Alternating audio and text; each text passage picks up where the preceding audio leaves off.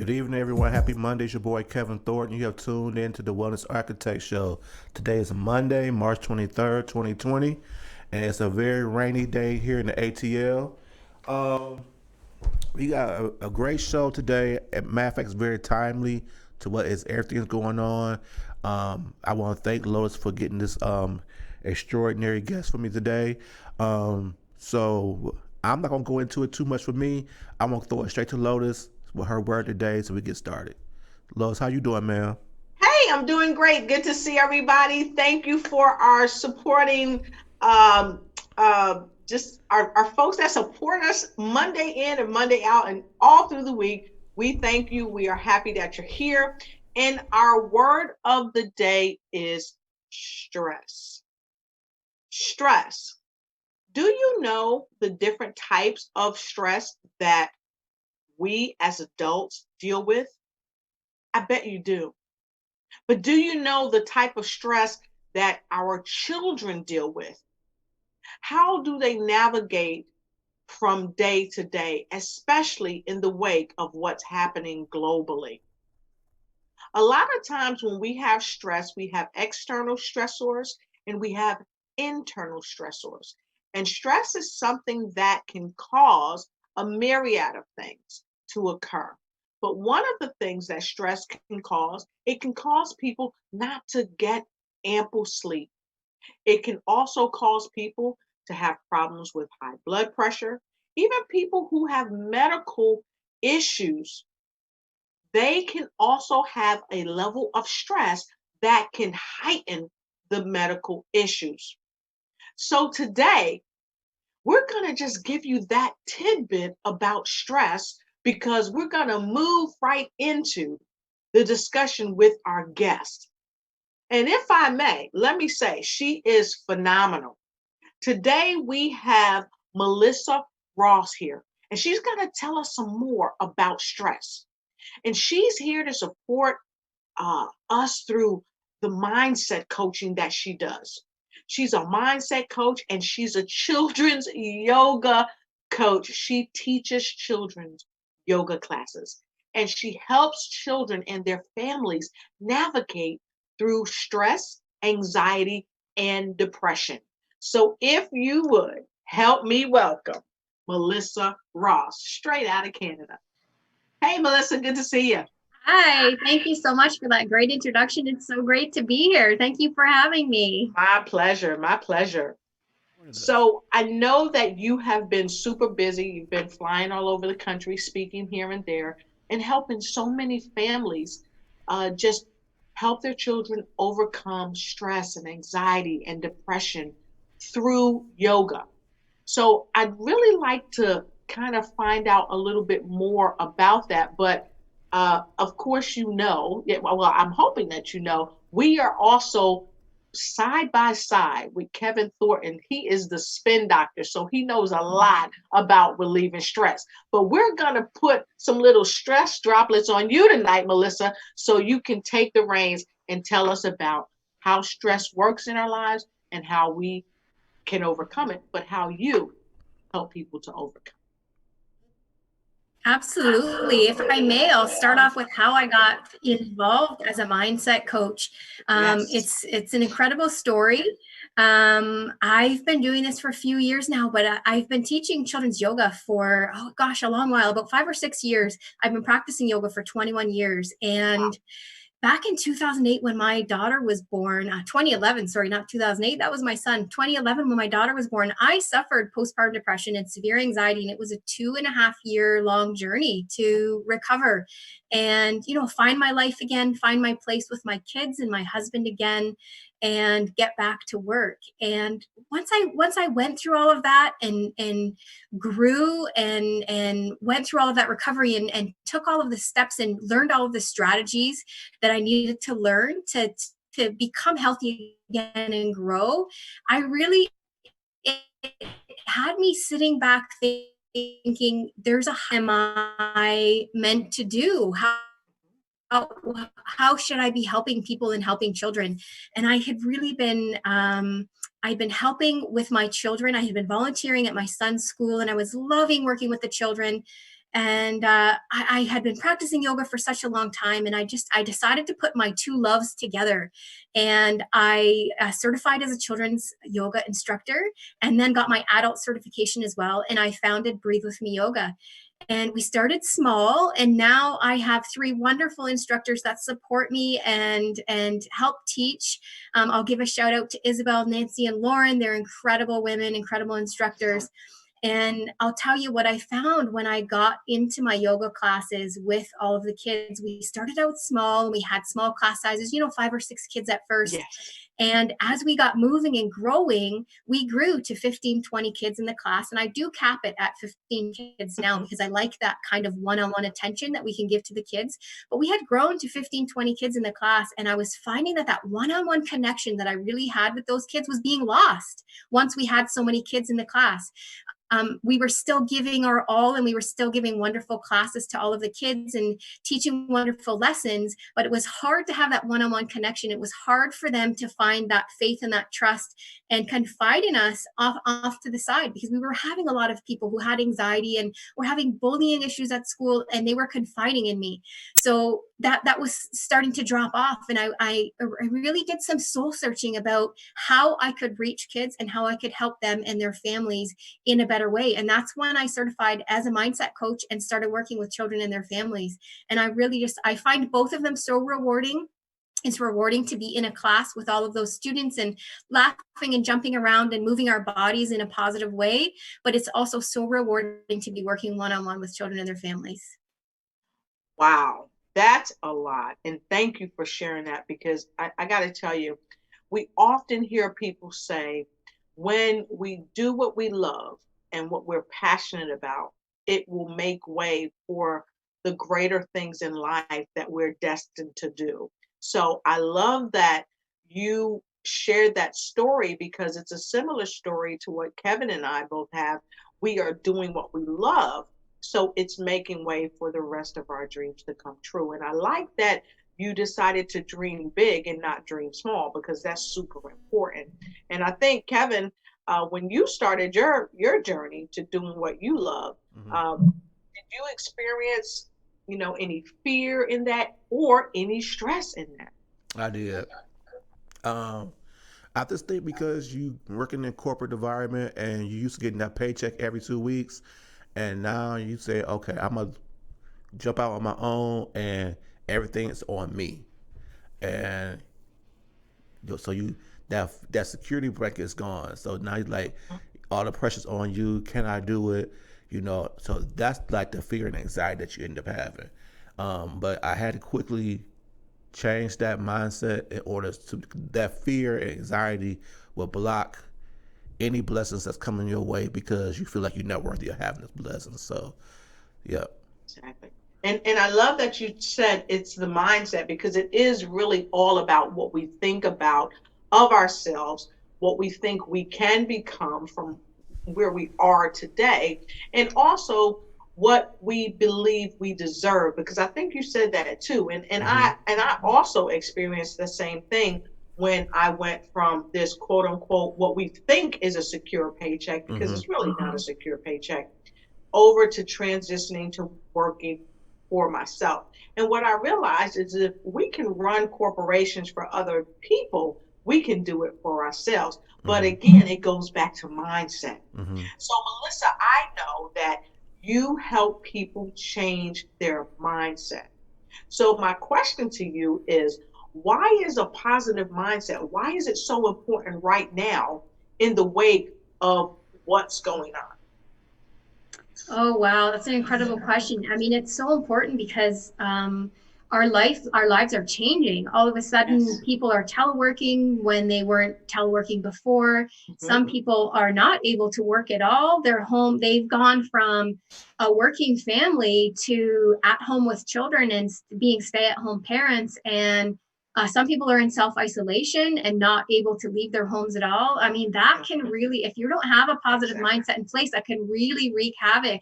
And if you're not on top of that, then that's where we start to see stress and anxiety and depression set in. And especially if you're predisposed to that, right? You really have to keep on top of that. And I tell you, it's not just here, do one thing or try this strategy and you have a positive mindset for life.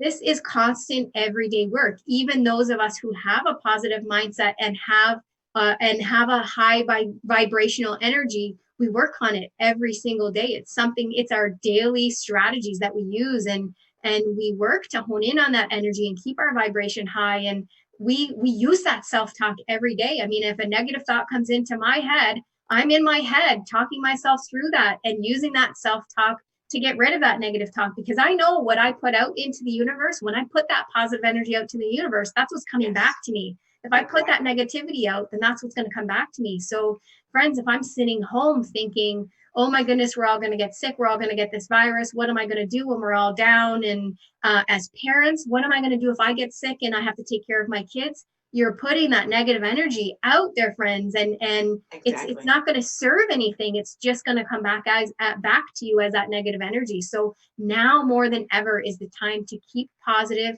put those thoughts out into the universe that you want to happen. This is going to be the best time ever. Now is the time to spend this quality time with our kids that I haven't been able to spend before, or people who are working from home. This is going to be an adjustment for me, but wow, I'm able to work from home and be here with my kids and still see them. And what strategies can I put into place to make this be a positive experience and make this work for me? And it's constant everyday shifts. So if something's not working today, what micro shift can we make to make it work tomorrow, to move into a place where we can all function in this new way? Wow, that's just brain busting, because a lot of people are having that challenge right now of how can they stay positive, like you were saying. Like Kevin does something every morning that helps him to stay positive, but like you said, sometimes we have to shift. So Kevin, what shifts have you made in the wake of what's going on? You must have been reading my mind, because I was going to be what I was going to talk about first. Yeah. I still do some of my normal stuff, but now that everything like are closed, I can't go to the gym, and so Right. and that was one of my ways of relieving my stress. So what I did was, I started a couple days ago. I still get up at my normal time, and I pray and I meditate, and I put on some positive, inspirational uh, thoughts or anything like that. But then what I did was I drove my car to the mall by where I live at, and there's a trail by the mountain, and I walked that trail. So the trail is 5 miles going and 5 miles back. So I walked 10 miles. I didn't put no headphones on, anything like that. It was just me and nature. And it just allowed me to gather my thoughts, release any negative thoughts. And it was like a walking meditation for me. And Awesome. and it allowed me to get my thoughts together and stay positive and uplifted during the whole time.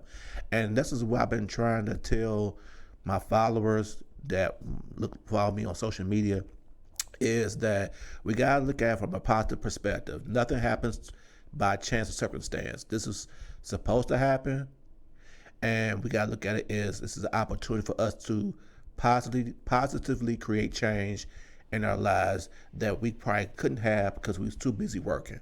So now that we're at home more, you have more time and free time to do the things that you really wanted to do, but you didn't have the time to do it, or you were too scared to do it. Now you fear it can't be an option because this is an opportunity for you to create income in this time of need. So that's what I've been trying to put out there to everybody, is just to shift the mindset from a negative mindset, but also to a positive mindset. And with that being said too, is that I want everybody to understand that, like Melissa said, if you operate on fear and anxiety, that lowers your vibrations. And in turn, when you lower your vibration, you get the anxiety, you get the stress, that weakens your immune system. So then, therefore, you make yourself more susceptible to catching the virus.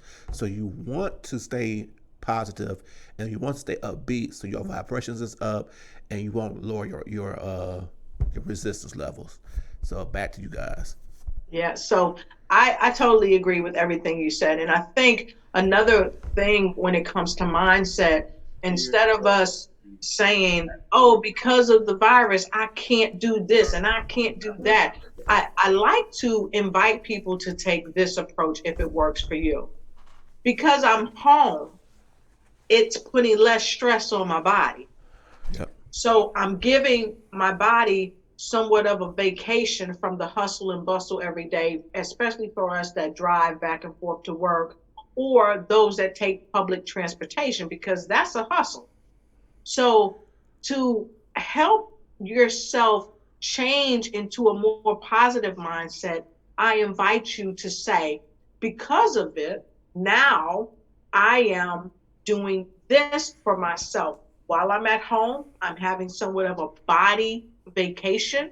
And I'm also giving a body vacation to my children if you have children. And for those of you that have pets, they are probably jumping up and down because they're so happy that you're there to spend more time with them. So I would say, think of what is going on that's so good because you're able to be there. Maybe you were backlogged in laundry, the very simple things of life. Now you could work at home and get that laundry done. Or maybe you wanted to read a book. So now you can work from home and take that lunch hour that you normally would take, and there's that book. You can learn something. But also, you can connect with family members who are home as well. Because a lot of times, and you guys, I don't know how many hours do you spend away from home, Kevin? Majority of my time is away from home, so now that I'm home more, it's yeah, I gotta get used to it. 'Cause I'm so Right. used to being away all the time. So So how many hours a day do you think you're away from home? 10. Wow, that's a lot too. Melissa, how many hours are you away from home? You know what? It's so funny you should ask that question. I am lucky enough to be able to work from home. So in my day job, Hmm? I work from home, and then I really the only time I'm away from home is when I'm teaching classes or meeting a Okay. client in person. And sometimes I meet clients here. Yes. I meet clients from my home office with Zoom or Skype. So the only time I'm really away from home is in the evening if I'm teaching classes. So I'm really fortunate to be home. And you know what? I love how you're talking about de-stressing your body and finding new ways. And when I started working from home, it was incredible to see how much stress Yes. is taken away from your body, not Yes. having that commute to work, being able to Yes. take a 10-minute break from your computer and go throw your laundry in because it was piled Yep. up, or Yep. go put your dishes in the dishwasher or run your dishwasher, or put your garbage outside because you forgot to put it out that morning, right? How many of us have Exactly. driven away and gone to work and gone, oh, I didn't put the garbage cans out, right? Yep. I know, and that causes stress. That you start to worry, and I know it's small things, but that starts to build up and cause stress in people's lives. And I mean, they say you should take so many breaks from your computer anyway, and we do that when we're in an office. We will That's stand right. and chat with someone, and we don't do it purposefully when we're in an office. When we're in an office, it's just somebody walks by and we have a Yep. short conversation, right? It's very spontaneous. But at home, you can really purposefully take those breaks. You can purposefully pick up the phone and call a coworker to stay in touch rather than emailing so that we still have that human contact. You can purposefully go and do your dishes or throw your laundry in, or go have 10 minutes with your kids and do a short 10-minute activity, look at what they've been doing or what they've been coloring, and have that one-on-one connection with them or with your spouse that's home. So that it's really about being mindful to take those breaks now when we would have had those spontaneous breaks in the office. And I wonder if, and I'll tell you this, let's do a challenge. I challenge each and every one of you out there that's listening. If you like to, what Melissa is saying, first of all, please put a number one in the comments because we want to know that you're engaged and that you love what Melissa is saying, because this is good stuff.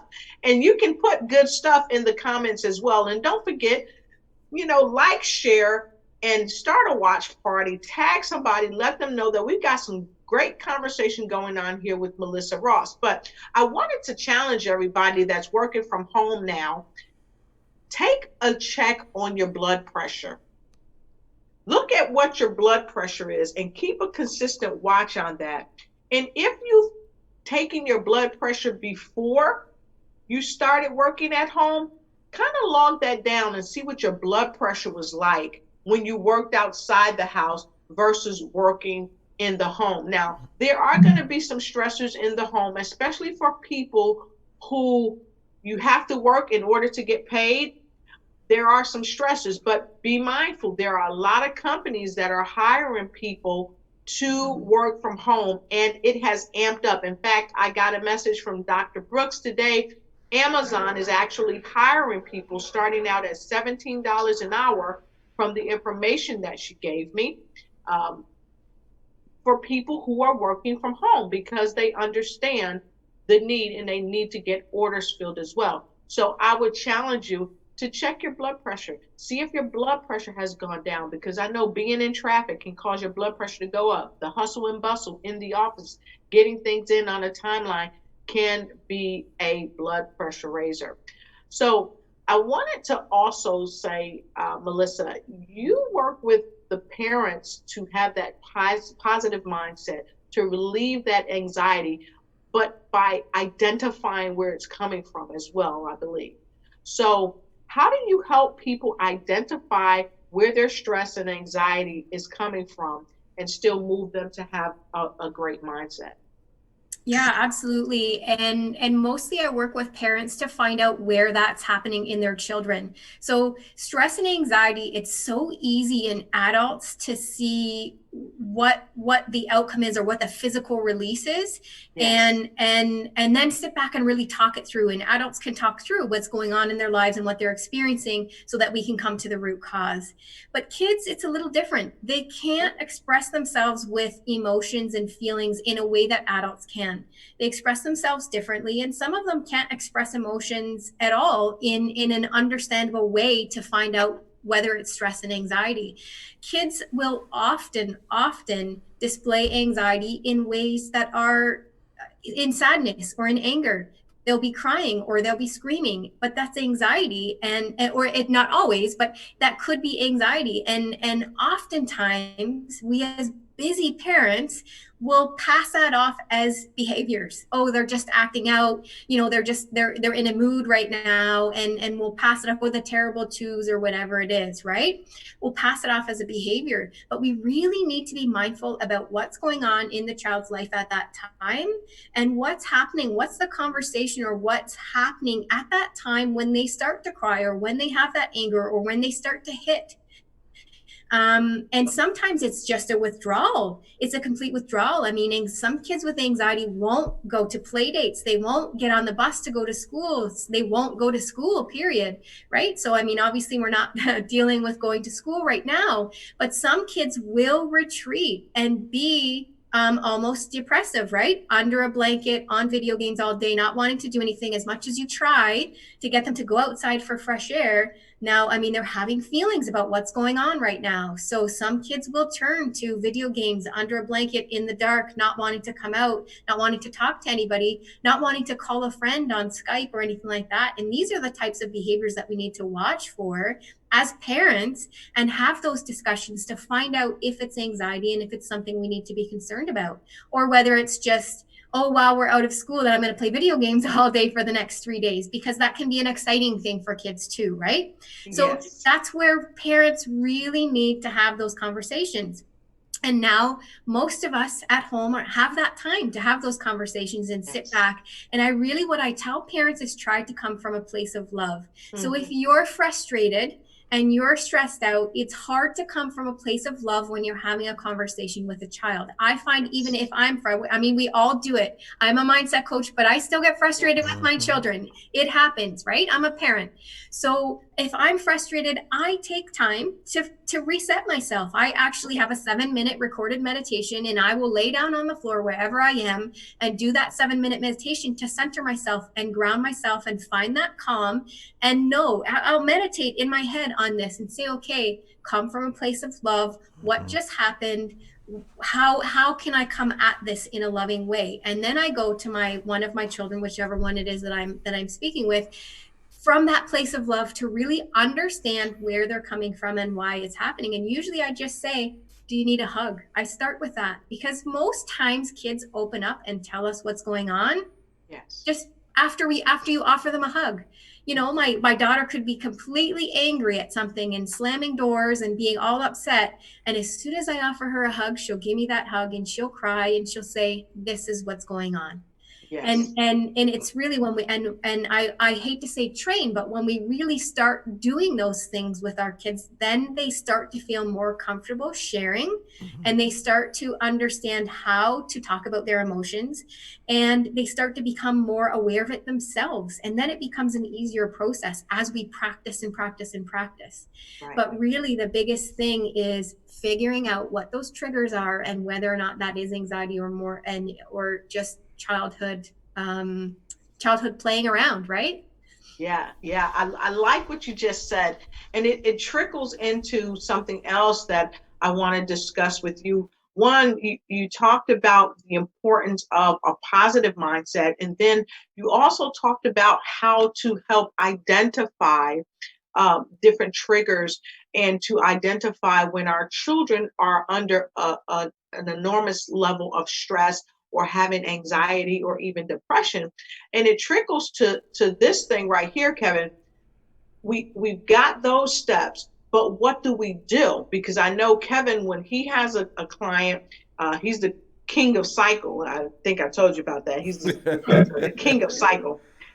But I don't know what you do, Kevin, to help your clients who are under stress. Especially, I know you help a lot of people to lose weight, and so they have that type of stress. But what do you do to help them, one, have a positive mindset and move them from that stress? What do you do? And then I want to know what you do as well, Melissa, because I know you got some tips because you said you got a 7-second kind of thing, and we want to know all about that. But what do you do, Kev? For me, first I'm gonna speak on what Melissa said for myself. Yeah.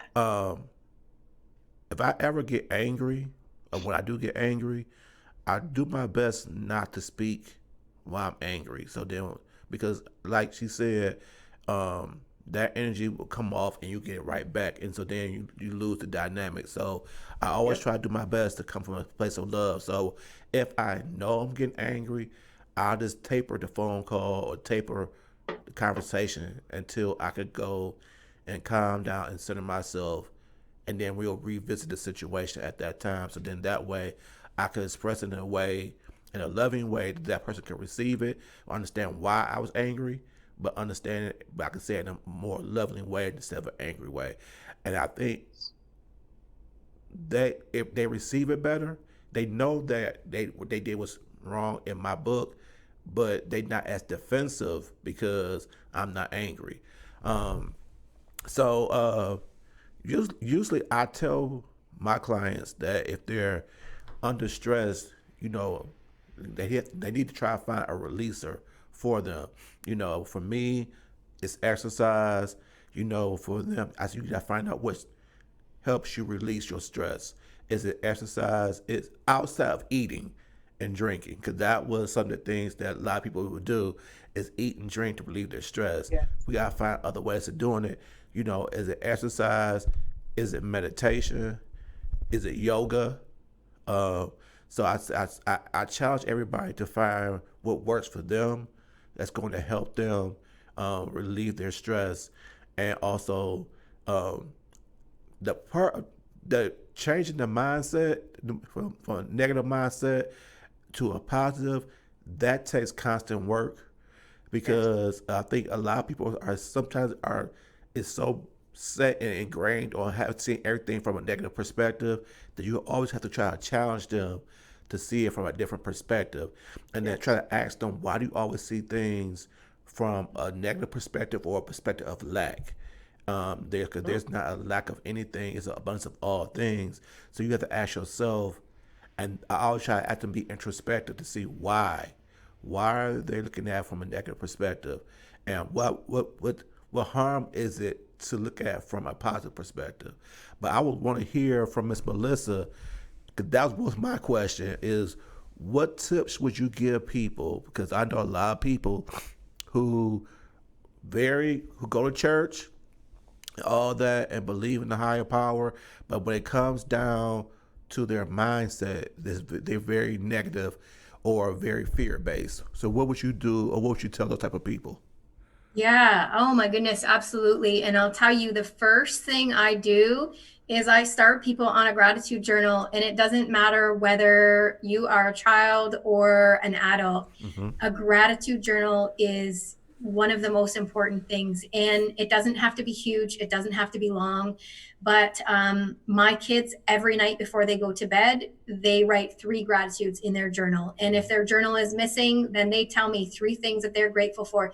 And it doesn't have to be anything huge. They might say, I'm grateful for dessert, or I'm grateful for having my bed, or I'm grateful for video games. Whatever it is, they write 3 gratitudes every day. Now, as an adult, every night I write an entire page in my journal of everything that I am grateful for that occurred that day to me every single night. Right. And that's the beginning stage of a positive mindset. And I love what you were saying about seeing everything in a negative way, because that's something else that we deal with. Lots of times when people are negative and speaking negatively, it's because they are in what I call a victim mentality. Mm-hmm. Yes. They're in a place where they're not capable of seeing the positive. It doesn't matter what it is. They're not capable of seeing the positive. Someone could cook them an amazing meal and they'll find something to complain about in the meal. Mm-hmm. Something amazing can happen to them, and they'll pick out the one little negative thing in that amazing experience, and that's what they'll talk about. So I challenge my clients to actually sit back and think about, be really mindful about what they're saying and how they're saying it, and the statements that they make to people. When somebody asks you how you're doing, what is your response? Is your response, oh, I'm so busy, this is happening with the kids, Susie's not behaving, I'm fighting with my husband? Or is your response a positive response? And when you sit back and evaluate that, really be mindful of saying positive things. Be mindful of when someone asks you how you are, give them 3 positive statements before you complain about anything. 3 positive statements. So I challenge my clients to do that. Give 3 positive statements before you say anything else. And you'll find that if you do that for a while, if you're really mindful, it's hard for some people. It really is hard for some people who are in that mentality. But if you really are mindful about making those positive statements and shifting to that, then eventually you'll do it so much that you'll move from that victim mentality. You'll shift into a positive mindset, and you won't have to think about it. It'll just become second nature to be positive. Exactly. So it's a daily practice. It's a daily practice with your gratitudes. It's a daily practice shifting from that victim mentality into a positive mindset. I also use affirmations with all of my clients. I use them with my kids, and I mean, we start every day with it. Now we're moving into something new because we've been a week in self-distancing, and my family is actually in self-isolation right now. So we have to find different ways and to implement our affirmations, because our routine was to do our affirmations on the way to the bus stop in the morning. So as my kids are going out the door, we do our affirmations. And so what happened? This is a funny story. I have to share this one. Please forgive me for sharing, but my kids, I mean, I am separated. I'm divorced actually now. And when we were going through that separation, my kids were having a really difficult time. As you can imagine, when parents separate, it is so stressful for children. And my kids were acting out. Of course they were acting out. They were stressed. And so it was flustering me. I was frustrated. It was putting me on a bad note in the morning. And I was just at my wit's end. I didn't know what to do. And I thought, okay, if I tell these kids that today's going to be a great day, then today's going to be a great day. And so we started just screaming at the top of our lungs every day before we left the house, today is going to be a great day. And then we were introduced to I am affirmations. Absolutely. Lotus is just getting all excited. And we were screaming it. I don't want to scream it here, but we were screaming it. And we were introduced to I am affirmations. This incredible book. It's called The Affirmation Station by Tanya Joy Antonio. She's a friend of mine. It's a lovely book. I encourage you all to purchase the book. And so we found I am affirmations. And so I thought to myself, okay, if I tell my kids they're peaceful and they're calm, then they will be. And then we'll have a peaceful morning as we're moving on to the bus stop. So we added in I am peaceful, I am calm. And we started saying that before we screamed, today is going to be a great day. And now today, I'll tell you, we have a cardboard at our front door and we have about 10 affirmations that we say every morning. And my kids have been a part of adding those affirmations in, and we scream, today is going to be a great day. And I incorporate those affirmations with all of my clients. That's great. I really like that. That's a good idea. I'm really big on affirmations as well. I have my client to do that as well because I think a lot of times, you know, like you said, a lot of people are stuck in a victim mentality, and so they don't know how to see things or themselves in a positive light. So it's up to us as the coaches to show them the positive part of them so they can see it and then keep reiterating that as part of their language and then it'll manifest it. So what I wanted to Yes. ask you too is that a friend of mine is a yoga instructor as well, and he started going to the schools and doing yoga for the kids, and he has noticed and the schools have noticed such a big change in the behaviors of the children. Have you noticed that as well when you start teaching the yoga? Oh, absolutely. It's incredible what you see. So there's two different aspects to that. So I see that with my private classes outside of the schools. We also do go into the schools. So first of all, in the private classes, I'll tell you about this one student. He was about 10, 11 years old when he came to me, 10, I think, when he first came to me. And we have different levels of classes. So we run classes for 2 to 4 year olds, and then 5 to 9 year olds, and then 10 to 15 year olds, because we really cater to the developmental ages of the kids coming Mm-hmm. in. It's really important to stick with that when you're trying to reach them at that level. And have them learn. So we teach them in different ways. And so I had this little guy come in, and he was literally in a ball at the front door with his legs up in his chest and his yoga mat, like just gripping his yoga mat, and wouldn't come into the class. And the mother was worried about leaving him. I assured her that we would get along just fine, and we did. And within the end of that 8 week term, he had slowly inched his way from the front door over to the side of class, and then to lay out his yoga mat at the side of class, and then into class. And then he started participating a little bit, and then he started actually interacting with the kids in the class and participating in that way. And by the end of that 8 week period, he was so excited to be coming back and continuing. And he actually stayed with me for a lot longer. He stayed with me when he became of age to move up to the next age group. He stayed with me, and he became my assistant in class. And to watch him grow like that, he actually formed a trust with me, and confided in me about bullying that was happening at school, and he was having difficulty speaking with his parents about it. So I actually offered to stay with him, and we brought his parents into a conversation at the end of class one day, and he was able to actually speak to his parents and open up about things that were happening to him at school that he was upset about, that he wasn't able to speak with them about before. So we not only got him out of his shell and interacting with the other kids, and actually comfortable in a relaxation in a way that was comfortable for him, because he couldn't just lay out and close his eyes. It wasn't comfortable for him. But I actually gained his trust and helped him with his situation at home. So I see that, and I see anxieties being relieved in our private classes. But then when we get to our schools, and we get into our school classes, not only are we seeing greater flexibility, we're seeing students wanting to eat healthier, because we talk to them about that when we get in. We're seeing students sitting down and doing a short meditation and relaxing, and actually being quiet, actually relaxing their bodies. So we're seeing greater focus in classes. We're seeing students know how to relax themselves. And I'm going to share this with you, friends. I have it right here. Let's see if I can show it up. This is my fancy breathing ball. I use it in classes. And so when we expand the breathing ball, that's when we're breathing in and we're making our belly nice and big. And then when we collapse the breathing ball, we're blowing all of that air out of our belly. And so I use that in all of the classes. And I've had teachers buy the breathing ball and keep it on their desks at school. I actually send my son to school with a breathing ball. He has anxiety and he keeps it in his desk. And he knows that anytime he's overwhelmed, he can just say to the teacher, I need to go in private in the hallway, and he'll go in the hallway and he'll just breathe with his breathing ball. And these teachers, when we've been in the classrooms, they buy these breathing balls and they keep it on their desk.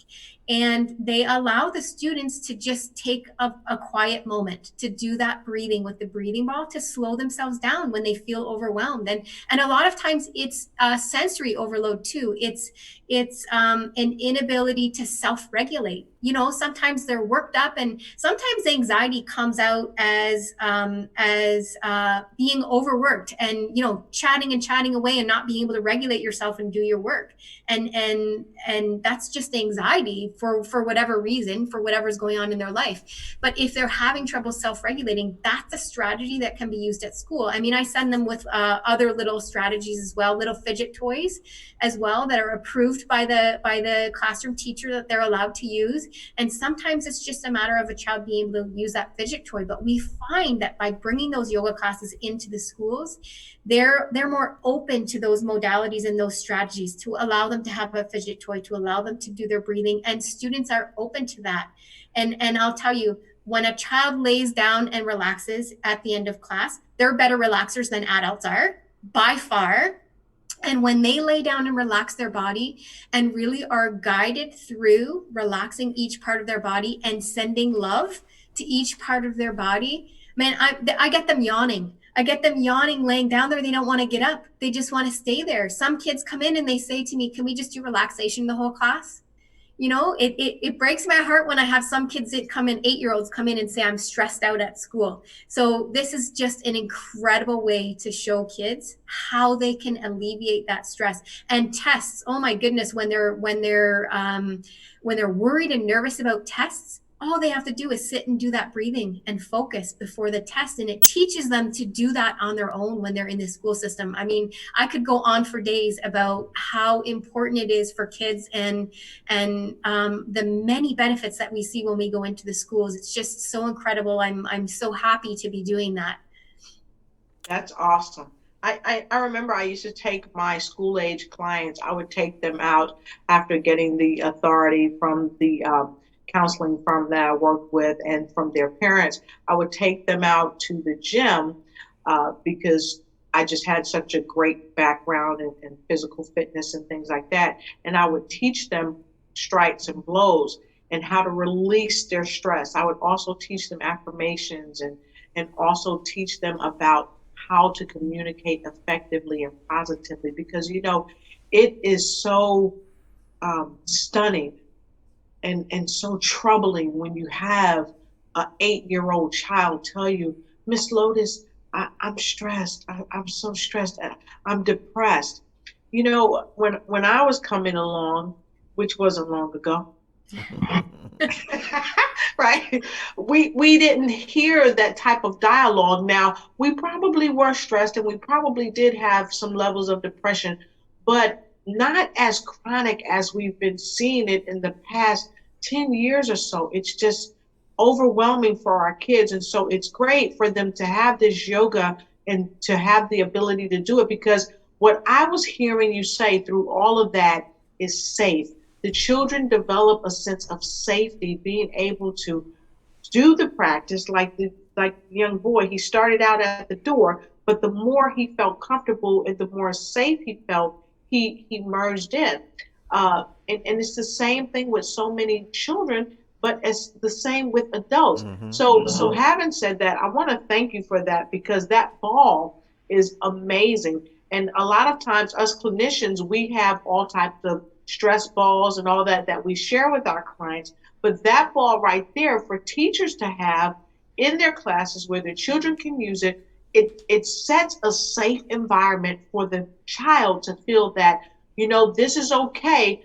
My self-care is okay. And that's critically important, because a lot of adults grow up and don't understand self-care is vital because we aren't really taught to embrace it. But the work you're doing now is phenomenal, helping the teachers, but helping the children to be okay with self-care. And with saying that, I want to just acknowledge a couple of people that's on with us. They've been making some comments. And I want to say hi to Medea Kentlar. Good to see you, Medea. Nicole Reynolds. Solomon, let us know where you're from. Becky Bailey, she also typed in Becky Bailey. Sherlyn Ivaniski, great to see you. Robert J. Moore out of Canada as well. Sean Segal out of Ohio, good to see you. Angela Elting out of Washington, D.C. And I see a host of other folks. Cheryl Hamilton out of Augusta, Georgia. And so many people. And those of you, Michael Pellegrino, how you doing, Michael? Good to see you. Living in survival, he said. And we have so many people, but if I don't call your name, just, we got so many people, but I just wanted to say thank you for being on with us. And if I may, I'd like to read a couple of comments to you, Melissa. Okay, Angela said, I think the stress decreased during the first week of teleworking, but my coworkers with children and spouses have shared that stress has increased. They're trying to find creative ways to relieve stress. And I know, Melissa, that you are also reaching out to families as well as I am, because I think it was last week that you sat down and read a wonderful book by Medea. Okay, it's a children's book. And then today I did the same thing. I read a wonderful book that Medea Cantlar wrote. And that's something that we're doing individually and collectively to help parents deal with some of those things. So thanks, Angela, for sharing that. And what are your thoughts on that, Melissa? Yeah, so there's a couple of thoughts on that. The first thing is that if you are looking for a way for your kids to find some kind of activity and de-stress and something to kind of shift the focus off of you during the day, I am running free children's yoga classes. I'm calling it Storytime Yoga at 12:30 Eastern Standard Time every day on my Facebook page, the Breathe With Me Yoga Facebook page. And the fun thing that I'm doing with that is I've decided to help fellow authors. So I'm taking, and I say local authors, but I actually showcased a book from a lovely woman in the UK today. She reached out to me. So I am taking children's storybooks and I'm finding the yoga in everyday life. So I'm finding the yoga within those storybooks. And so I'm running those free classes every day and reading that storybook at 12:30 Eastern Standard Time. And what I'll say about trying to juggle your kids and juggle the schedule and the stress of that with telework. I found that last week to actually be more stressful for me because I was on vacation with the kids and it was their March break and I had taken off for vacation and I had a set schedule already. So I found that lack of schedule to be stressful for us. But what I did do for my kids, so keep in mind, friends, that you know your own child. Does your own child need full-on structure or do they just need ideas of what to do? So I have two kids. I have an 8-year-old daughter and she likes full-on structure. This girl will sit with me when she knows she has the day off of school and she will say, okay, what's my schedule for tomorrow? And she'll have her little whiteboard and she will write down what time she's showering, what time she eats her breakfast, what she is going to do at every time of the day. And she will look at that schedule the whole day and she will abide by it. My son, who's 11 and has anxiety, man, to put a schedule in front of him and tell him at 8 o'clock you're doing this, at 9 o'clock you're doing this, at 10 o'clock you're doing this, that creates anxiety in him. But what he would do is sit there and watch video games and play video games all day if he didn't have some kind of direction. So I created a schedule. I adapted it. There's a lovely lady, Sandra McHale Photography, that created a schedule and she put it out on Facebook and it was sent to me. And so I adapted it for us so that it would align with us. And I did post it on my Facebook page. Please feel free to go and look at it. So the schedule is there for my daughter who likes to follow scheduling and there are times there. The ideas are there for my son. So I'll give you an example. In the morning, it says academic time, and it gives them an example of what things they can do during that academic time. It also says no electronics in the morning. They don't get electronic time until 3:30 in the afternoon. Then they have creative time where they can do crafts, and they can bake if they want. One morning we baked a cake together. So there's lots of interesting things on the schedule. But what I've also incorporated, friends, is a meditation time, a yoga time, and a journaling time that's quiet time. So during that quiet time, everybody has quiet time. So mom gets to journal, mom gets to have quiet time if there's been ruckus. So what I encourage you to do is take a look at what your telework schedule is, and take a look at how you can incorporate things that will help you to find the scheduling that you need.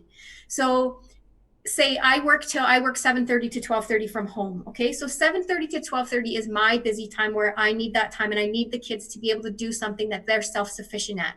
So I've scheduled all of the things that they're self-sufficient at in those times. And then at 12:30, I'm teaching the yoga class. So I know my kids are going to come in and be active during that class. And then at 1:00, we have our quiet time and we journal together. So I've scheduled those academic things, those creative things that they can do themselves in the morning, such that they don't need me. They don't need to rely on me during that time period. So take a look. It's based obviously on the age of your kids and what they really thrive on, but see if you can come up with that schedule. Oh, there it is. Lotus is holding it up. Storytime Yoga live every day. So consider what your kids need to thrive. Do they need that schedule? Do they just need ideas? Can you just write the ideas out for them and allow them to choose whatever it is? Can you just give them one thing? Would they thrive on a craft for 4 hours in the morning? Could they do that craft and not get bored with it? Could you hand them Lego and say, this morning you're going to do Lego, and they would be okay with that? So what is your own child okay with, and what do you need to implement during the times that you need to be teleworking so that they can be self-sufficient during those times? And it's going to be different for everyone, friends. Nobody's going to be able to pick up my schedule and say, this schedule is going to work with my kids, because I adapt that to align with us. But what I do say to my kids every day is, we will have quiet time every day. We will journal every day, and we will have our 7-minute meditation every day. Now, sometimes my daughter doesn't want to listen to the recorded 7-minute meditation. She wants to just sit there and be in the quiet. And sit there in the quiet. And that's okay. As long as we sit there with our thoughts and do some form of meditation. And that's all I ask of them. 7 minutes out of 24 hours. That's all I ask of them, is to have that quiet meditation for 7 minutes. And I'll tell you, friends, also, when my kids journal, I invite them to write whatever they want, write just about what their day was. I did this craft this morning, or I baked a cake this morning. But right now, in this uncertain time, friends, kids need to be able to put that positive energy out there. They need to help manifest positive things coming into their lives. So they need to be journaling something that's positive every day, and that's going to reinforce inside their little hearts that everything's going to be okay. So I've actually, together with my kids, created 2 intentions. Their intentions look different. My 8-year-old wants it to be fast and simple and be over with, and it needs to be words she understands. My 11-year-old, it's a little more robust, his intentions, but they have 2 intentions. And one is around the fact that I am divorced from their father, and they have an access schedule. They have a back and forth schedule. So one is around that schedule, what that's gonna look like, that everything looks positively. Mommy and daddy are getting along. We move back and forth between houses with grace and ease, and it sets it out in a positive light. But then there's a health one, friends. We're dealing with a virus right now. So it says, I am healthy. My body supports me. My body grows in a positive, healthy way.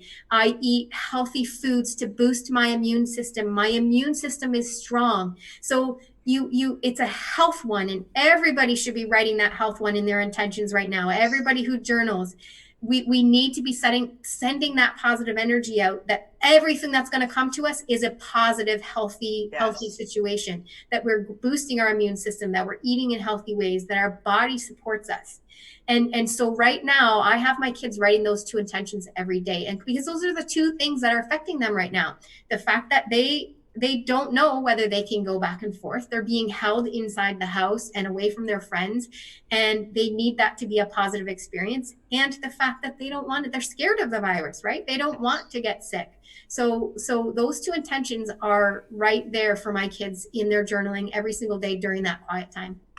Melissa, So, quick question. go ahead, Kevin. I'll go ahead. Um, for the audience, Lowe's and I are very aware of what intentions are. Can you please explain what are intentions and why is it so important to be intentional in everything you do? Absolutely. So intentions are how we manifest positive things. So if I, I can have a thought in my head, I can have a positive thought in my head, or I can have a negative thought. And sometimes that positivity or that negativity will come in from the universe. But when I actually have the motion of sitting down and writing out what my intention is and what I want to happen and what I want to come true in my life, when I have that actual motion of writing that down every day, that's when it's coming from your heart, and that's when it's really resonating inside you and allowing you in a positive space, in a positive mindset, writing those intentions. That's what's allowing you to manifest that. So it is, an intention is something that's positive that you want to see happen in your life. So you write them in a positive way because that's what you want to see happen. It may not be happening right now. And that doesn't matter. It's okay if it's not happening right now. You write it as if it's happening right now because that's what you want to happen. That's what you want to manifest in your life. So every statement that you make is a positive statement. And just say your kids are yelling and they're not being calm. My kids are the calmest kids in the entire planet. They get along so well. I am so proud at the way that they communicate with each other and play with each other with grace and ease. They allow me to telework from home with no concerns about breaking up fights or worried about not being able to get my work done. I'm writing down everything I want to see happen in a positive way when I'm in a positive space, so that will manifest in my life. Awesome, awesome. And your kids are cool, by the way. I had the pleasure and the honor of meeting her kids. They are cool. So I really like them. And even though she's saying it, because she want to manifest it, they're already cool. So I just wanted to share that with you. And I wanted to share a comment, two comments, if I may. The first one is from Medea. Medea said that that's actually why I wrote my book. I swallow a butterfly, and it's this one right here, actually right behind me. And this is the book that Melissa shared on the 20th. I think you shared this book with the children. And this is the book that I'll be sharing Wednesday morning at 10 a.m. And then right behind me at noon, 12:30, then Melissa will be doing her reading and the yoga. But she said this is one reason why she wrote the book, I Swallowed a Butterfly, to help children overcome anxiety and stress with step by step breathing and meditation exercise, and teaching how to set positive intentions. And intentions, just like you just explained, are phenomenal. And now, Melissa, we have a question for you from Nicole Reynolds Solomon. She said, are you familiar with conscious discipline, Becky Bailey? I'm not actually. I'm not familiar with Becky Bailey at all. I'm sorry. It's something I can look into, though. Absolutely. Okay. So, Nicole, if you would send us some information, type some information down below about who Becky Bailey is and how we can get her material, or even if we can have her on our show, we'd be delighted to have her. But also, for those of you that are with us, we want to thank you for being with us. And we had someone go ahead and put the information in about Melissa's 12:30 yoga that she's doing every day. So you should see a link down below that's going to help you get located and get linked with her, so that you can participate in that. Thank you. We got some hearts and thumbs up, so they really want to get connected with you there. And Medea also said, I was blessed that Melissa read my book and taught children yoga at the same time. Because that's not an easy feat, because I watched you do it. So it wasn't easy. So I think, and we have Greg Walker out of Ohio. He's also watching us as well. So thank you, everybody, Let me see. Oh, one other comment. Sherlyn Ivanesky, she said, love your breathing ball. Great demonstration and tool for students and adults self-regulating our stress. Can you share your resource where we can find it? So I buy them in bulk and stock them here to sell them. But if you go to some academic stores, so this one here, because I buy them in bulk, I can get them, a little bit cheaper. And it's not the actual, but it's actually the original one is called a Hoberman Sphere. Yeah. So this is not an original Hoberman. It's a knockoff of a Hoberman Sphere because I do buy them in bulk to hand out to my students. But if you look for a Hoberman Sphere in any academic store or online, Yes. on Amazon, you can buy them on Amazon as well. They're not necessarily called breathing balls on Amazon. I would do a Google search for Hoberman Sphere, and you may be able to find the knockoffs as well on Amazon. But yeah, that's where I do buy them. And we have something in Canada called Mastermind Toys. It's a teacher's kind of supply place. I mean, anyone can go in and buy toys, but they have teacher supplies there. And so that's where they carry Hoberman Spheres here. Any academic teachery store like that should carry them. And one quick thing I wanted to share, Kevin has implemented a squat challenge, and I started the squat challenge this week, and it's actually on my calendar. You guys can't see it. I do it every day, a few times a day, and it's phenomenal. It's great on the glutes and calves and the tummy and all that. So if you want to learn more about the squat challenge that we're doing, definitely check out Kevin's page on Facebook, and he can share that with you. And Kev, you want to leave some information also so that they can kind of contact you about the squat challenge as well? Sure.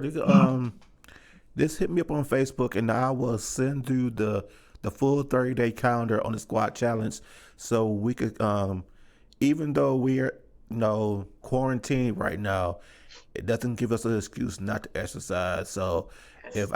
if the squats is that's the first thing to do, especially for you the ladies who love to have a toned legs and toned butt. So let's do it. Um, So I'm sending this challenge to Melissa too. Melissa, you should Yeah, come join us. We're gonna have butts of steel in 30 days. so Melissa, absolutely. I would my love to. But I'd like to add too, Kevin, uh, not only does it not give us an excuse to not stay active, but it doesn't give us an excuse to stay indoors. So absolutely. Exactly. even if you're in Exactly. self-isolation, so my family and we're in self-isolation because my daughter did have a pretty bad cold last weekend, and she's got some infection in her body that's residual. And Right. so public health has put us in self-isolation for her safety. And at the beginning of the week, we were getting out and going to parks and a self distancing, but going to parks and being out in nature and being in the trees and having a great time. And as soon as we spoke with public health and they told us we had to self isolate, I was kind of like, oh my goodness, what's happening with our parks? But they did assure me that it's still safe, even when you're in self isolation, to be in your own backyard, friends, as long as you're not sharing that backyard with other people. So Right. it's not an excuse not to get fresh air. Right. Even if you don't Right. have a backyard, get out on your balcony or on your front porch and breathe in that air. It's Do your squats on the balcony. I agree with you because since it's going into the second week of the whole situation, I reached out to my client and I was like, okay, you had a week off because the gym was closed. Meet me at the park tomorrow morning and we're going to walk and we're going to do some exercises. I said, we can't use this opportunity not to stop exercising because Exactly. of your self quarantine. We have to find different ways to exercise, find different ways to relieve the stress. And what's the best way to do it? To go outside and be with nature. Yeah, that's true. That's true. And Melissa, I did have a question for you because yoga is really getting really popular nowadays. And can you explain? I want you to dispel a myth for first of all because I feel like a lot of times men are scared to do yoga because they feel it's just for the women. Yes. But can you explain? Can you dispel that myth and explain to everybody why yoga is so important. Oh my goodness. Well, yoga is for everybody, first of all. And I'll tell you, I'll give a shout out to my yoga instructor. Bert Peters, my yoga instructor, is a male instructor. And he's been learning and practicing in India for ages and ages. And I actually took my yoga teacher training with Francois Rayo, who, I mean, he's been doing it since the 70s. Since I was born, he's been teaching yoga. Yoga is absolutely for everyone. And what's so important about yoga is stretching your body. It is the relaxation at the end. It's called shavasana. Everybody does, no matter what class you go to, you have a relaxation at the end. So it's flexibility in your body. It's getting your body moving. It's alleviating this kind of like hunched, stiff exterior that our body is holding, because we all work in front of computers. Let's face it. We all start to get that forward head posture from working in front of computers. We start to get tight hips and tight butt because we've been sitting in a chair all day. And even kids at school, they're not necessarily in front of a computer, but they're sitting all day. So it's so important to get that stretching in and get your body moving so that you're not stuck and you don't have tight muscles and you don't have that forward head posture, and so that your body is healthy in that way and having that movement. But it's also for your mind. So there's breathing involved. So I'll talk about the mind first. It's for your mind. So when you're laying in that relaxation, or when you're laying in meditation, I always try to incorporate a meditation as well as a relaxation for our children. So sometimes that's the only time they are meditating and being one with themselves. Sometimes that's the only time they are laying down and listening to their bodies. So men, I understand that you may not want to come in and think that you have to wear tight pants and do all of those things in class.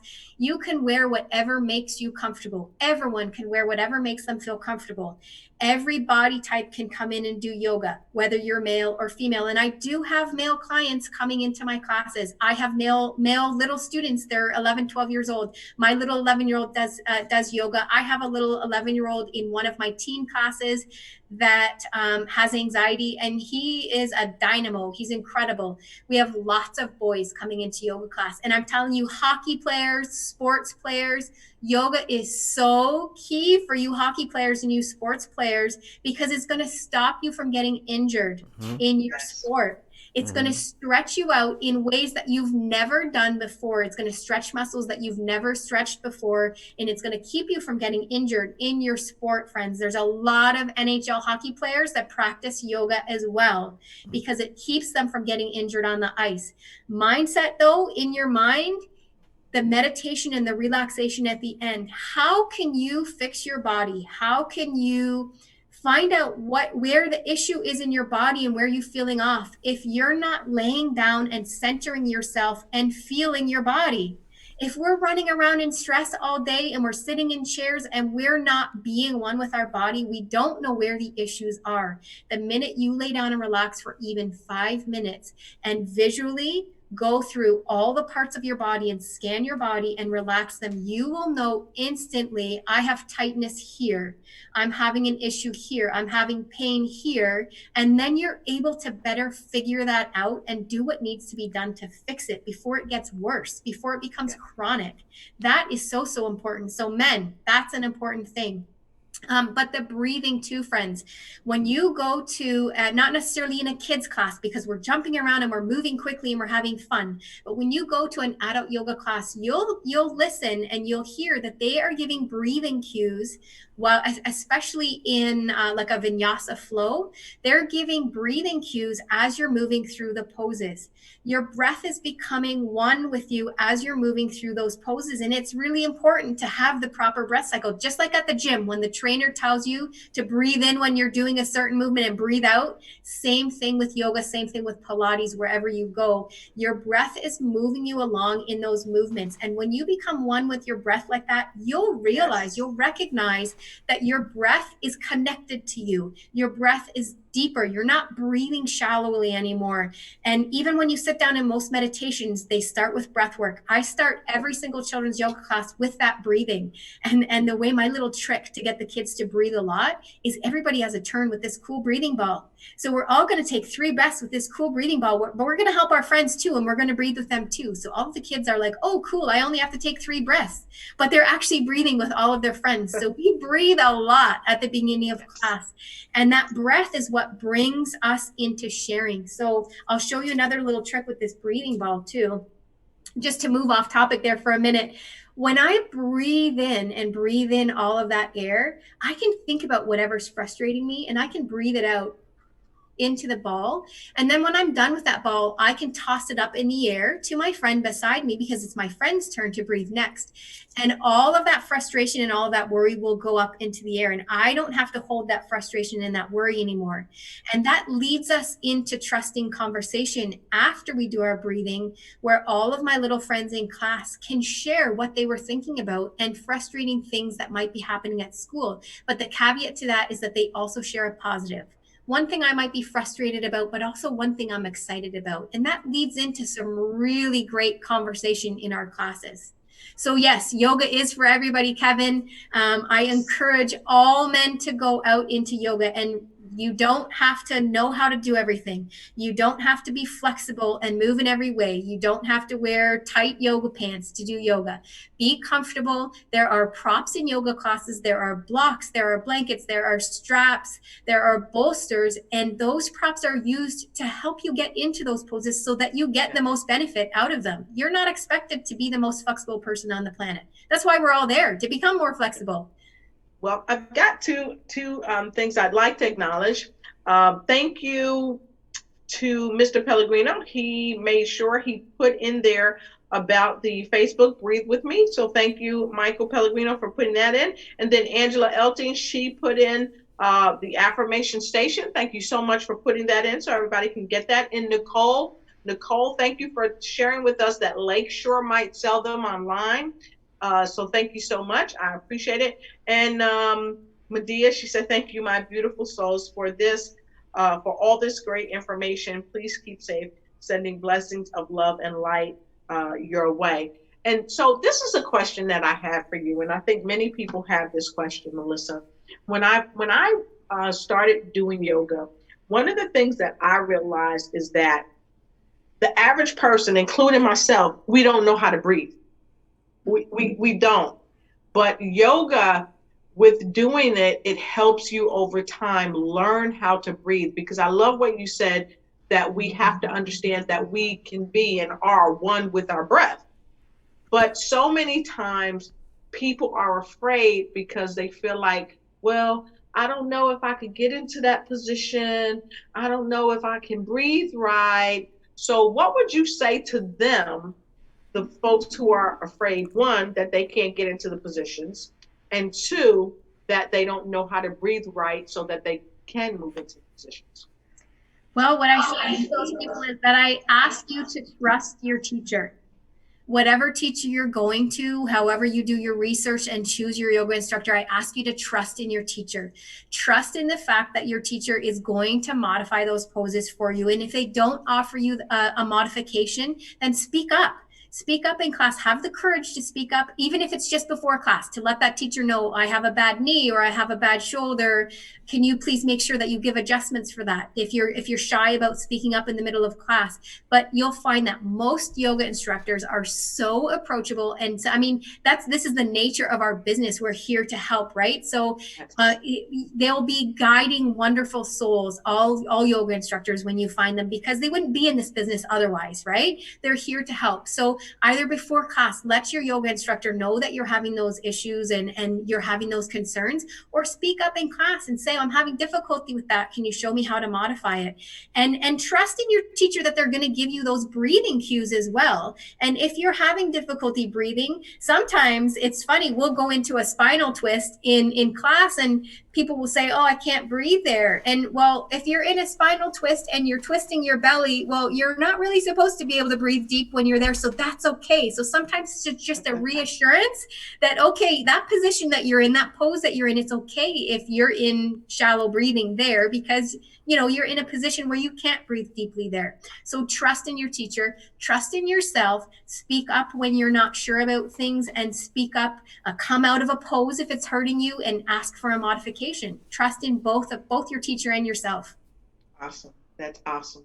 Awesome. Thank you so much for sharing that. Thank you so much. So, Valerie Cooks Kersey, Patterson, New Jersey. I'm sorry, she's with ahead. us. Tracy R. Kincaid out of Chi-Town. She's with us. She's live streaming now. Thank you, ladies, for joining us. And Valerie Kersey, she's actually deaf. So she's joining us and she's getting the information that you're getting. So thank you so much that we're able to reach everyone on every facet of life. So That's you have given us a great wealth of knowledge. I want to go back to like mindset for a minute, because especially where we at right now, um, what tips would you give someone who is a negative Nancy, who always sees the negative? What would you, what could you do? What would you tell them to do? And what you will offer us that we have to encounter someone like that, that maybe is a family member or a close friend that is in our circle, but we love them, but we don't like to be around them a lot because of their negative spirit. How can we advocate them trying to be more positive? What would you recommend?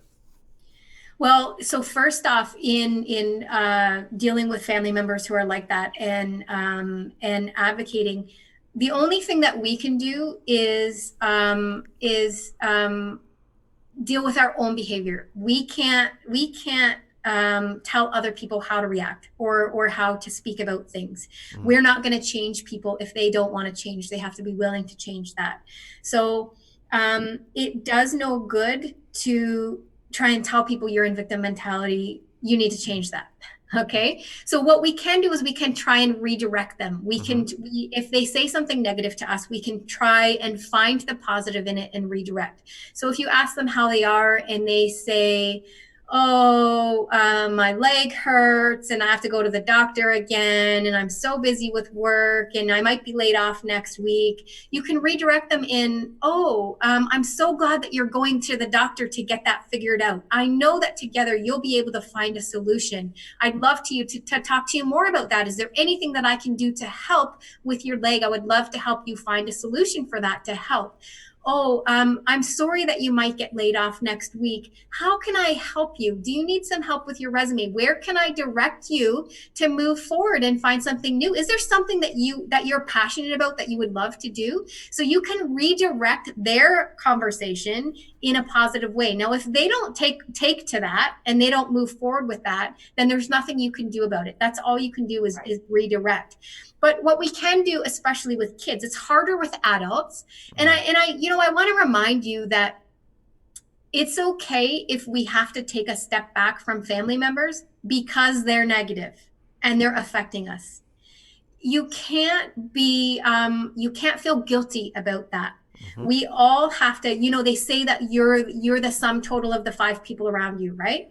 So if you want to be a positive person, you can't keep a negative person around you. You can't keep them in your close circle. So it's okay to put family members in the outer circle and take them in doses because they're negative. Okay. We all have those people in our lives, and we all have those people that we put at that arm's length, social distancing, right? Social distance from the people that are negative in your life every day. You still communicate with them. You still try to bring them around in a positive light and reframe the conversation every time you have the conversation with them. But you can't continue on with that if it drains you.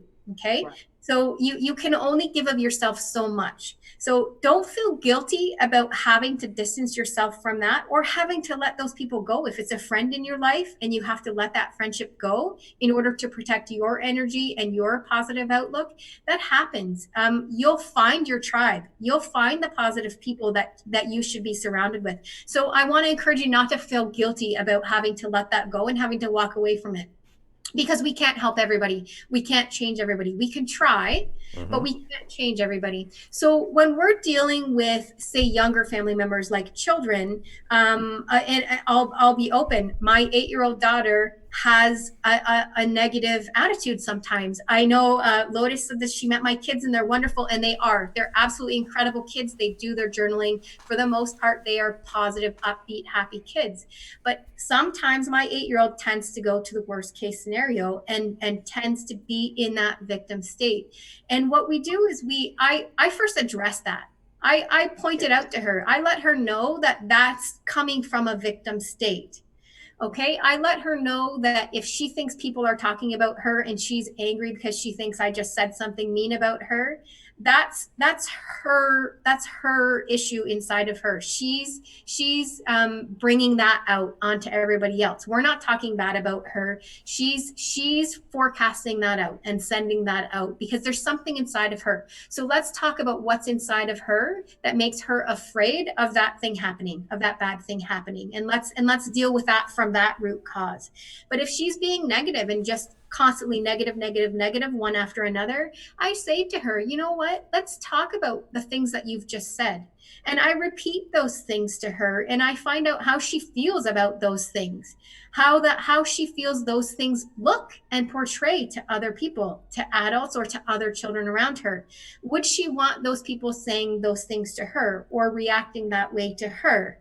And maybe in the future, this is a way we could reframe it. So if she's just said, I hate this dinner, I hate pasta, and I don't like how you like it, how can we reframe that later? How can we say, Mommy, thank you so much for making dinner with me. For me, I really appreciate it.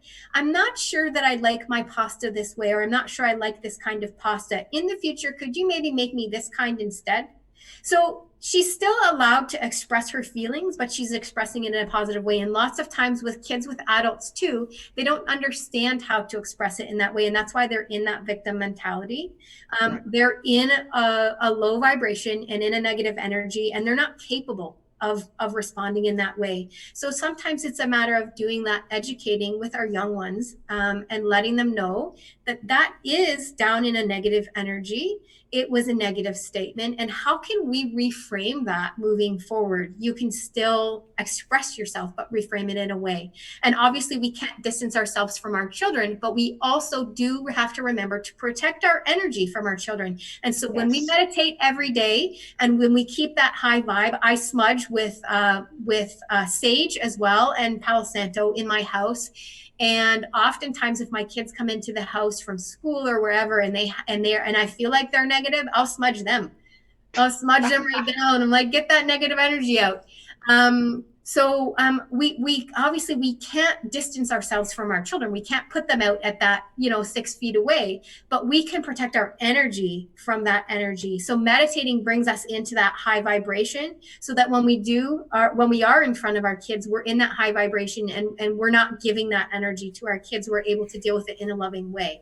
So there's different things that we can do to protect that energy. And it's important to protect that energy when we're around those friends or family members that are in that victim mentality and experiencing that mindset as well. Good. Awesome.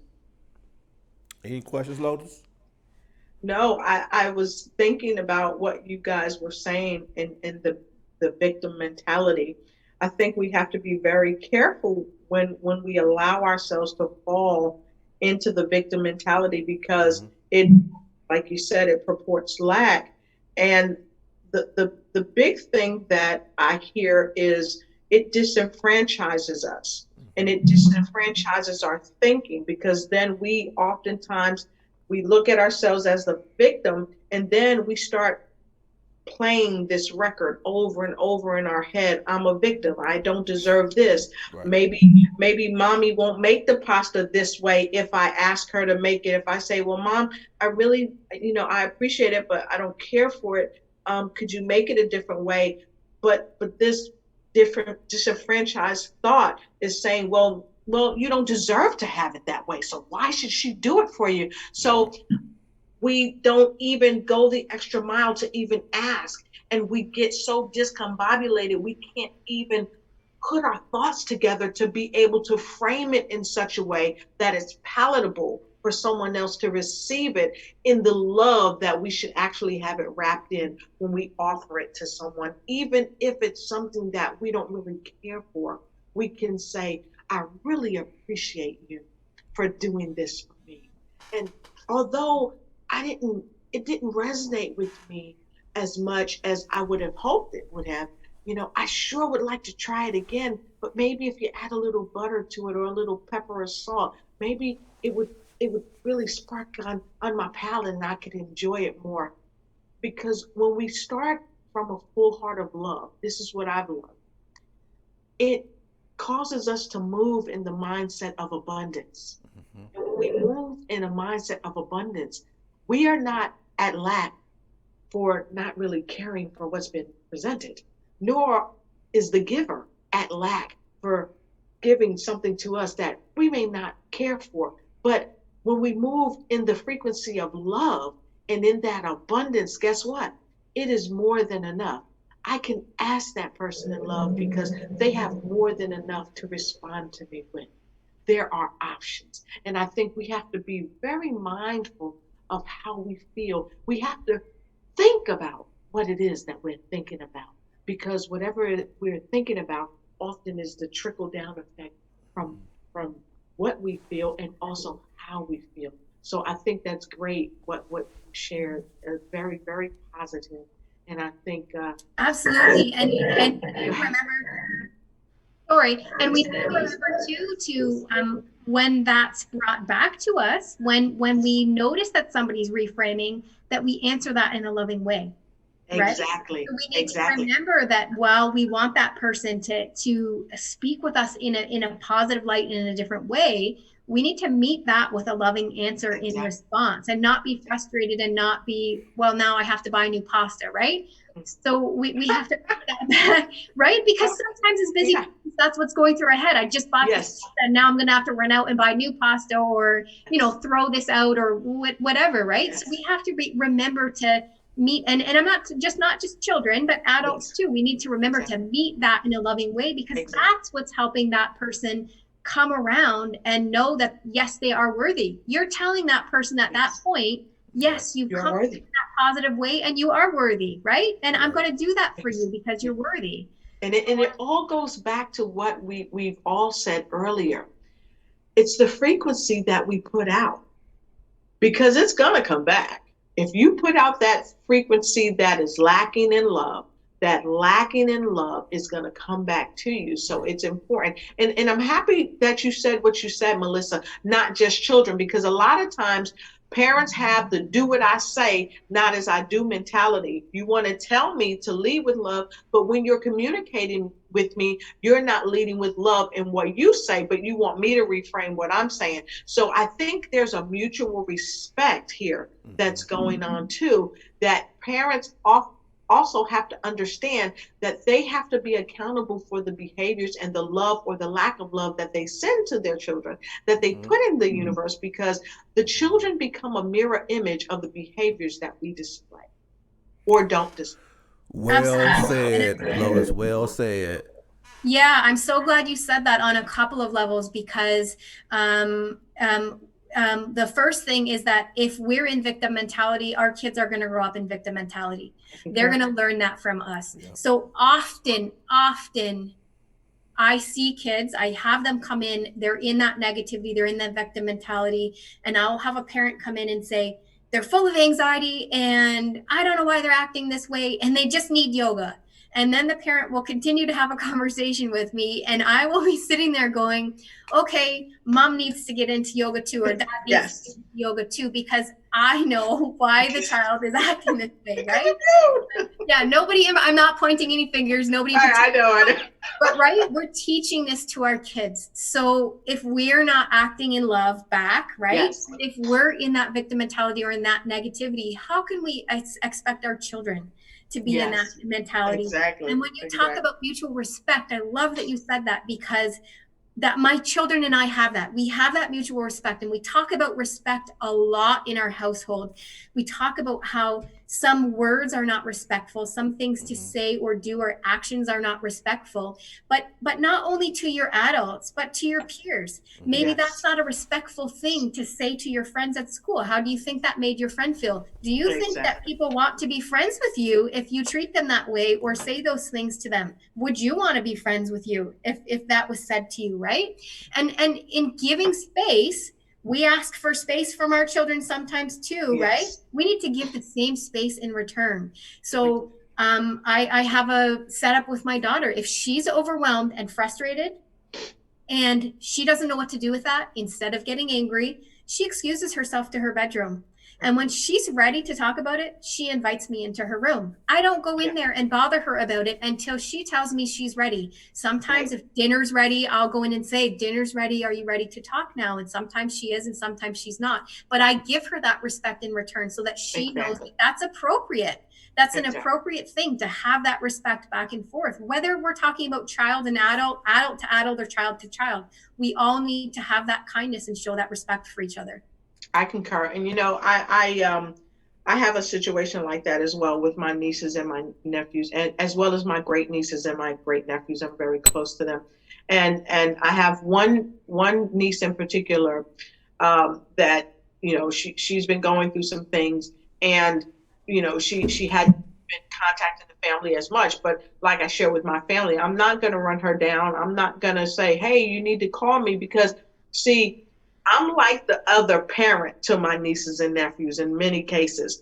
But what I realize is you have got to respect their space. So what I do is I say, listen, this is what I'm going to do.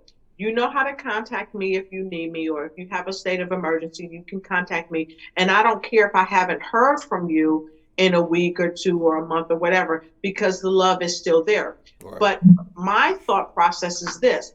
Sometimes they just need their space, and you've got to give them that space, and they appreciate that about you. And that's why you'll be the first one they pick up the phone and call, because you've given them that space. Even I have nephews who are grown with children, and sometimes they know if I'm on the phone and I'm calling them, it's something, it's important, but at the same time, I have to look at them as grown adults too. Not that, oh, this is my little nephew. These are grown people. So you have to also give them their space, because they'll always be your child. They'll always be your dad. They'll always be your niece and your nephew or what have you. But they are spiritual beings having a human experience, and they need the room to be able to just be. And sometimes we have to just be where we need to be until they're ready to talk. So that's great. I love what you shared. Absolutely. Thank you. Yeah. Well said. So we have 7 minutes left. So what I want to do is, Melissa, tell everyone how they can follow you. Where can they find you at? If they want to support you any kind of way, how can they find you on social media?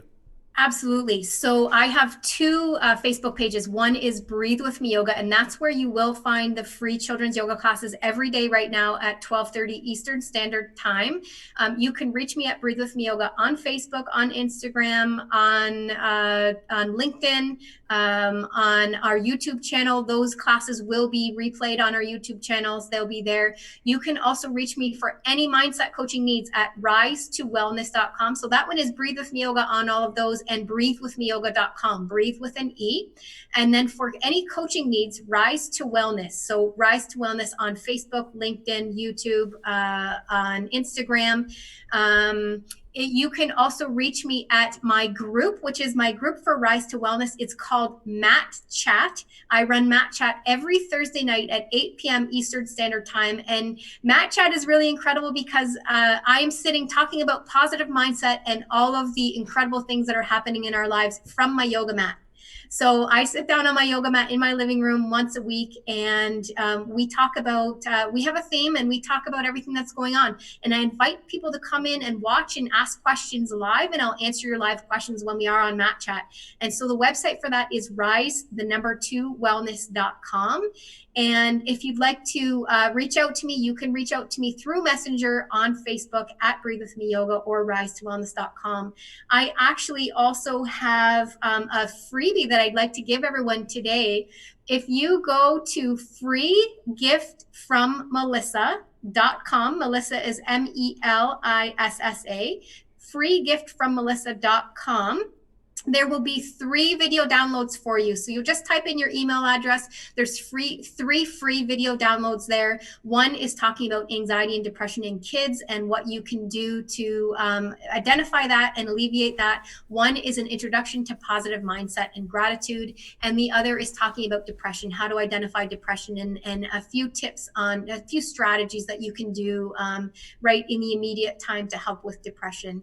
So if anyone is struggling with mindset and with their children, or anyone's looking for yoga or any other strategies that might help you in your life right now, especially, I know that we are in uncertain times.